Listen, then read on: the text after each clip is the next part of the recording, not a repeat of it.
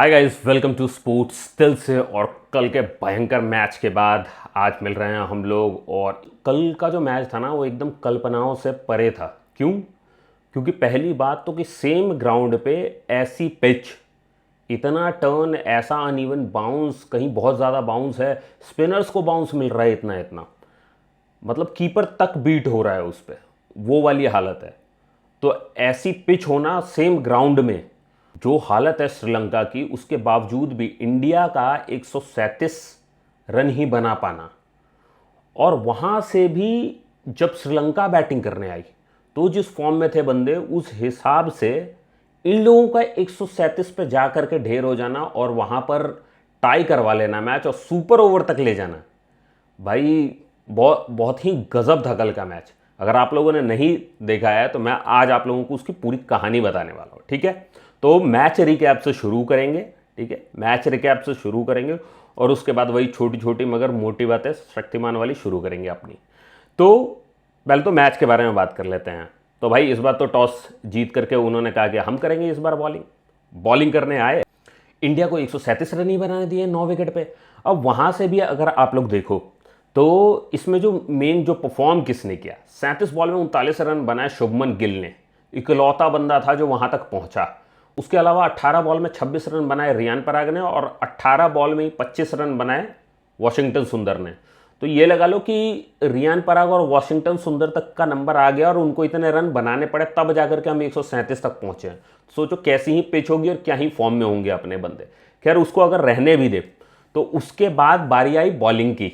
Bowling की भाई एक तरफ तो मतलब पहले तो ये लग रहा था कि यार हमारा विकेट कैसे गिरता जा रहा है, फिर जब देखा कि भाई इतनी टर्न है तो उम्मीद थी कि भाई अपने स्पिनर कुछ करेंगे। भाई क्या ही करेंगे। स्टार्टिंग में मतलब जो स्टार्टिंग के विकेट थे ना, वो तो ऐसा लग रहा था कि भाई वो कोई मौका देंगे ही नहीं। तो पहला विकेट तो गिरा था 58 पे और दूसरा जाके गिरा सीधे 110 पे। तो आप समझ ही सकते हो उसके बाद बनाने के लिए कितने रन रह गए थे, 27 नहीं 28 रन रह गए थे। और उसके बावजूद श्रीलंका की टीम, देखो मैंने हमेशा कहा है कि ये 4 विकेट तक ही चलते हैं, उसके बाद ये खत्म है। तो श्रीलंका की टीम का जो हाल था ना, मतलब इस सीरीज में तो यही दिखा है कि ये 2 विकेट में ही खत्म हो जाते हैं, उसके बाद गिरना चालू हो जाता है इनका। तो इस बार भी वही हुआ, 2 विकेट गिरे और उसके बाद फिर इनका शुरू हो गया। 8 विकेट तक गिर गए लास्ट में जाते जाते। और ये टोटल रन, मतलब ये लगा लो कि सूर्या दादा खुद बॉलिंग करने आ गए और वहां पर भी जैसे तैसे ये 137 तक पहुंच गए। और गजब ही मैच था। मैच में अलग लेवल की कैप्टेंसी हुई है। और जो कहा था ना सूर्या ने कि भाई हमने देख लिया है ऐसे सिचुएशन जहां एकदम डूब चुका हो मैच और वहां से निकाल के लाए हैं रोहित भाई, तो उनसे बहुत कुछ सीखा है, ठीक है। वही चीज आज दिखी। क्या आज एकदम डूब गया था ये मैच, उसके बाद रिंकू सिंह ने बॉलिंग की है, उसके बाद सूर्या ने बॉलिंग की है और तब जाके ये मैच बचा है। खैर सूर्या के ओवर में तो 137 इन्होंने कर लिए, लेकिन टाई पे हो गया अब वो मैच टाई होने के बाद जो पहले बैटिंग करने आया श्रीलंका की तरफ से, भाई बॉल दी वॉशिंगटन सुंदर को और 2 रन पे ही 2 विकेट गिरा दिए उनके। तो अब उसके बाद चेस करना था हमें 3 रन और सूर्य दादा आए बैटिंग करने शुभमन गिल के साथ, इंस्टेड के जायसवाल आते।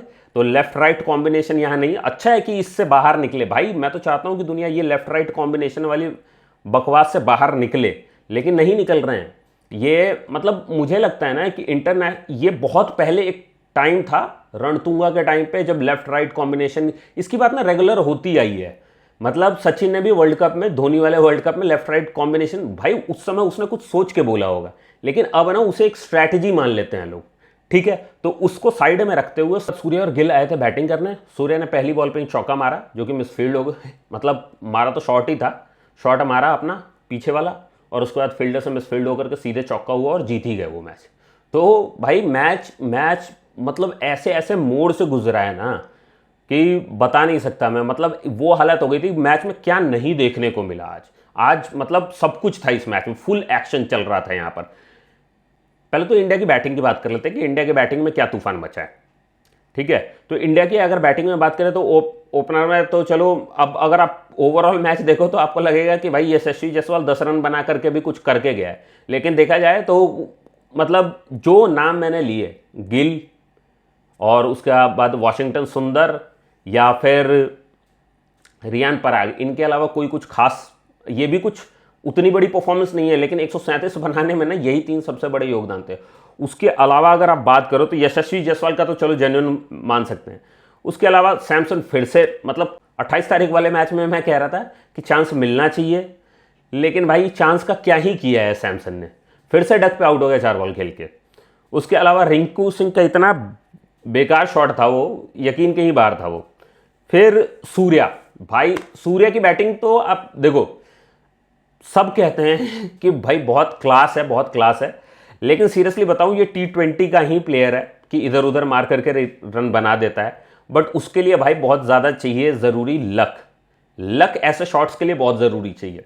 जैसे पिछले मैचेस में ना वो कैच पकड़ी नहीं जा रही थी, छूट जा रही थी ना, इस मैच में वो कैच पकड़ ली गई, क्योंकि भाई अब 2 मैच के बाद भी नहीं सीखेंगे तो कब सीखेंगे। तो सूर्य इस मैच में हो गए आउट, वैसे ही शॉट मारते हुए बाउंड्री पे।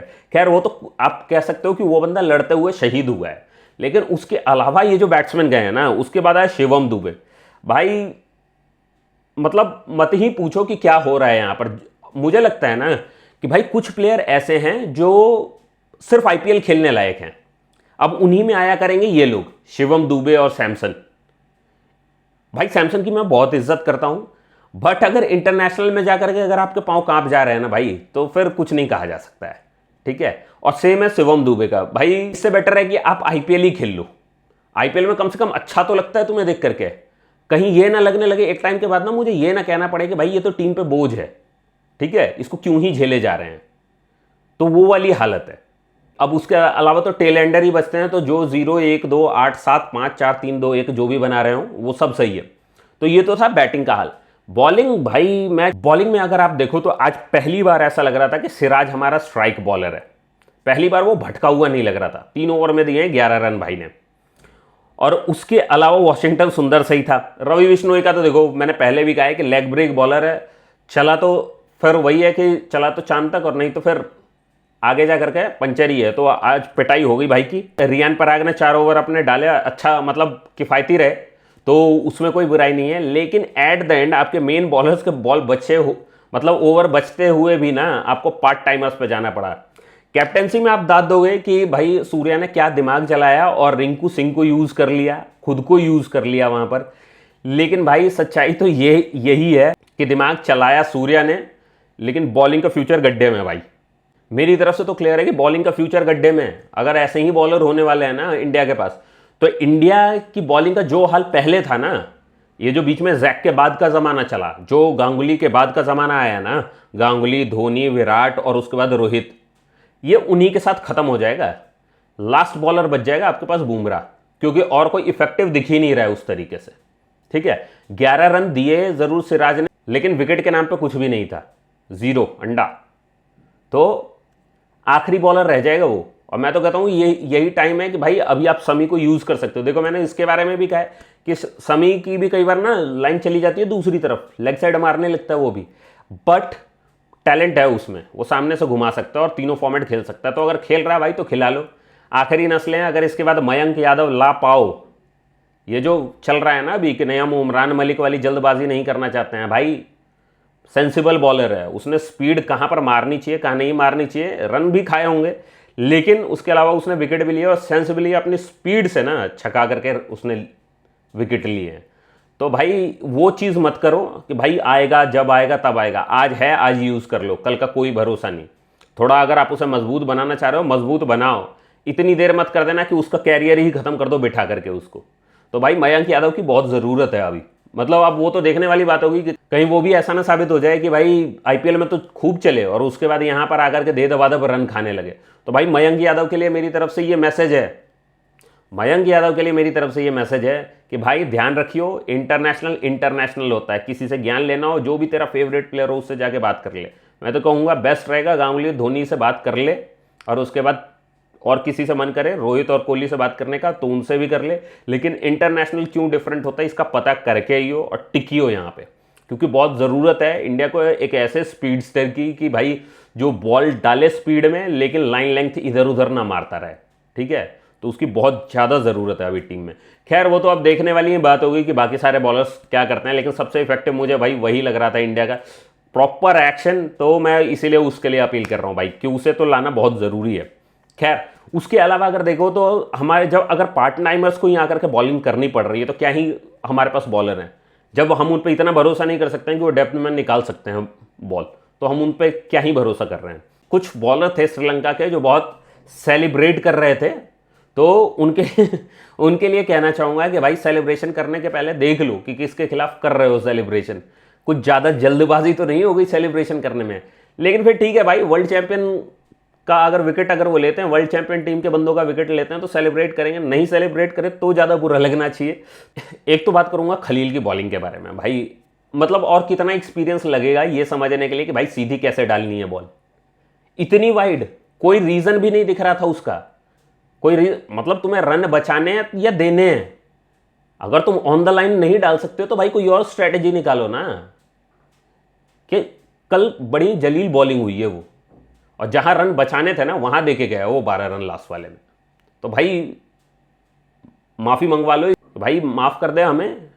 भाई मैं ही कह रहा था कि हाँ चांस मिलना चाहिए इन लोगों को, लेकिन भाई अगर यही हाल है ना तो भाई आईपीएल में ही कर लो बॉलिंग। आईपीएल में बहुत अच्छा कर रहे हो, आईपीएल में किया करो ये सब, वहाँ बड़ा अच्छा लगता है मुझे तो कि भाई हरवा दो किसी को भी, तुम वहीं सही हो। तो वो वाली हालत है। और भाई संजू सैमसन भाई बैटिंग में तो किया ही किया, सिंपल सामने की कैचेस छोड़ रहे हैं। अरे सर कंपटीशन इतना हाई है, आप कहाँ पर हो, किस दुनिया में हो? ऐसे निकल जाएगी क्या? आपके ग्लव्स स्वेट कर रहे थे क्या? भाई का ग्लव्स ही स्वेट करने लगा। कि ये जो सारी बातें जो मैंने कही है ना, उसको एक हेल्दी वे में लो, कि हेल्दी वे में क्रिटिसाइज़ किया और अपने ऊपर काम करो, ताकि आगे अगर एक आध चांस मिल जाए गलती से तो उसको यूटिलाइज कर पाओ। नहीं तो भाई आईपीएल भी अच्छा है, घर तो तुम्हारा भी चल रहा है, देश भी चलने दो। क्रिकेट को दोबारा उसी गड्ढे में नहीं पहुंचाना है जहाँ से निकाल के लाए हैं लोग। तो भाई इसको चलने दो अपनी तरफ से सही से, ठीक है। भाई एक बात और कहूँगा कि यार सनत जयसूर्या के लिए थोड़ा सा बुरा ज़रूर लगा मुझे, क्योंकि मैच के दौरान ना भाई को 2-4 बार हंसी आई, लेकिन हम लोगों से ना ये बर्दाश्त नहीं हुआ और लास्ट जाते जाते वो हंसी छीन ही ली हम लोगों ने इनसे। तो भाई कितनी नफरत की है इस बंदे से एक टाइम पे हम लोगों ने, कि भाई लास्ट टाइम कांपते हुए भी ना सेंचुरी मार के जाता था ये इंडिया के खिलाफ। तो इस तरीके का बैट्समैन हुआ करता था। और आज के डेट में भी देखो हेड कोच होने के साथ साथ कैप्टन की भी भूमिका निभा रहा है, बता रहा है कि कौन जाएगा कौन नहीं जाएगा। भाई बहुत ज़्यादा लोड लेके बैठा हुआ है ये आदमी। तो भाई इसके लिए थोड़ा बुरा ज़रूर लगा, लेकिन भाई खुशी भी हुई। फिर बदला नाम की भी तो एक चीज़ होती है, तो वही बदला लिया गया है इससे। तो सही है भाई, अब जा कर के ना वो चैन पड़ेगा कि भाई एक टाइम इसने भी हमें रुलाया है, अब इसकी बारी है, अब एक भी हंसी नसीब नहीं होने देंगे। तो भाई मज़ा तो बहुत आया इस मैच में। अगर आपको रिव्यू में मज़ा आया हो तो लाइक करना इस वीडियो को, सब्सक्राइब करना मेरे चैनल को, और भाई लाइक का टारगेट होगा 10 लाइक्स का, क्योंकि आप लोगों को पता ही है। और साथ ही मैं कहूँगा कि सब्सक्राइब करो यार मेरे चैनल को, मुझे भी ज़रूरत है सब्सक्राइबर्स की। तो सब्सक्राइब करो मेरे चैनल को, और फिर मिलते हैं अब वनडे वाले रिव्यूज़ में। भाई अब तो वनडे में देखने में मज़ा आएगा कि आखिर वनडे में क्या होने वाला है, क्योंकि वहाँ डॉन वापस आने वाला है, रोहित शर्मा, और वहाँ पर आने वाला है हमारा गैंगस्टर वापस, विराट कोहली। अब पता चलेगा सेलिब्रेशन किसे कहते हैं, कैसे घुस के सेलिब्रेट करते हैं ना, वो बताएगा तुम्हें विराट कोहली। तो सेलिब्रेट करने से पहले सोच लेना कि किसके आगे कर रहे हो। खैर मिलते हैं नेक्स्ट रिव्यू में, तब तक के लिए आदियोस।